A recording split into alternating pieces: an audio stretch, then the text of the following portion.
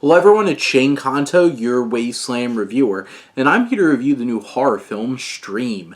And this is from director Michael Levy, and written by Stephen Della Sala, Jason Levy, Michael Levy, and Robert Privetera. And this is from Fuzz Lens Productions, and this is a small-time production. I saw this in the theater. You got a nice little introduction from all of them, introducing you to this film.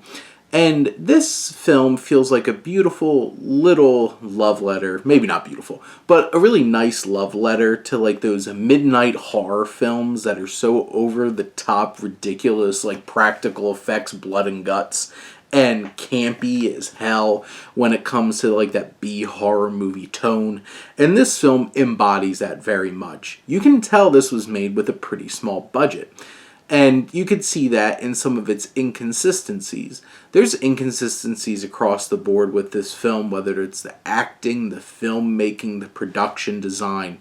But it's the spirit that this film has and the love it has for classic horror films and some of those like campier B-horror kinds of films that this really leans into that. This film focuses on the story of the Keenan family, husband, wife, teenage daughter, and young son who wind up going to this hotel where they used to when they were younger, and they're going to spend the weekend there trying to reconnect as a family.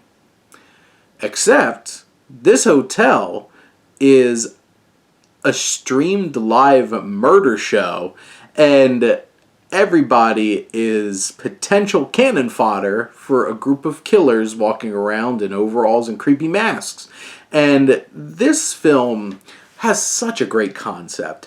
And I have to say, the ending tease of this film before the credits start rolling of what this world could possibly build into was honestly kind of exciting, because this is such a great idea and you can expand upon this, work with this.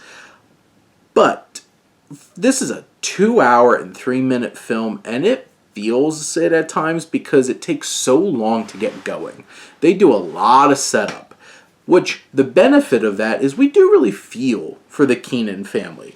They go through so much trying to be prepared for this and really make the most of this story and these characters and making us feel for them. And we do feel for them. And I think that's one of the important pieces to this equation, is that we do care about this family. You know, the son spends all of his time streaming stuff and not enough time spending with his family. Their daughter keeps trying to sneak out and meets these two French guys and is off doing whatever in the middle of the night when all this mayhem starts. And it's a husband and wife just trying to keep their family together. And this film really focuses on this husband who tries to do whatever he can to protect his family. This film has some tragic moments, and you can tell that the build-up was worth it because some of these kills feel emotional and you feel really bad when you see what happens to some of these characters, because they spent the time to get us to at least connect with them on some level. Now, this film, like I said, is overly drawn out. It takes a really long time to get places. It does really rely on the conceit that these killers are trying to do this with a flair. So they're like hamming it up, they're not really getting down to business, and they're a little reckless.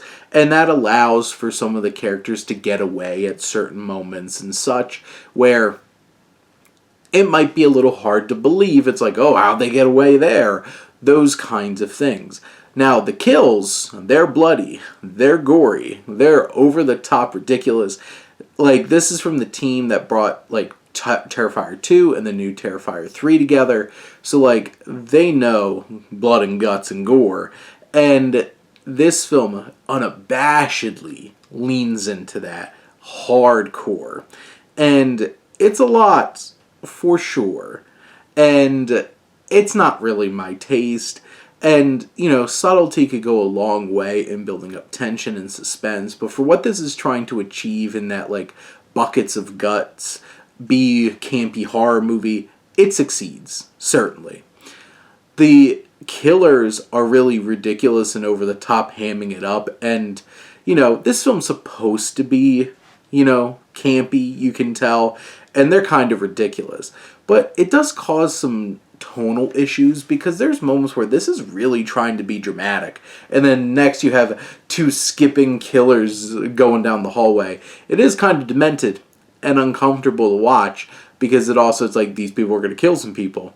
And boy, some of those kills are grotesque.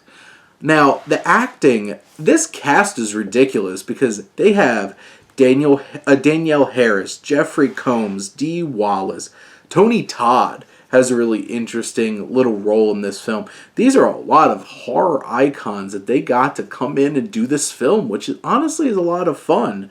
And I feel like the performances are pretty inconsistent. Some of the performances just fall flat. But some of them, there's some real emotion there. And one special shout out I'd like to make is to Tim Reed of, Sister Sister fame. And he was in the original It TV miniseries. And he plays a former cop. And what he brings to the table, like, you feel like he's there, he's authentic, and any scene that he's in I feel like is better because like he's bringing another layer of acting to this.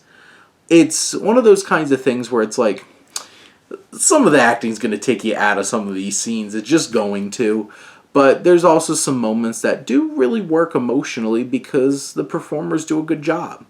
This film is certainly a mixed bag, but it has such a great concept. There's a few strong performances, and it is campy, gory, over the top as hell, and has twists and turns along the way. It accomplishes what it's trying to do, even if it's a little messy. And you know what? It certainly gets messy. But those are my thoughts on Stream. Let me know what you think. Let's talk some movies. But thank you as always for tuning in and supporting your Wasteland reviewer.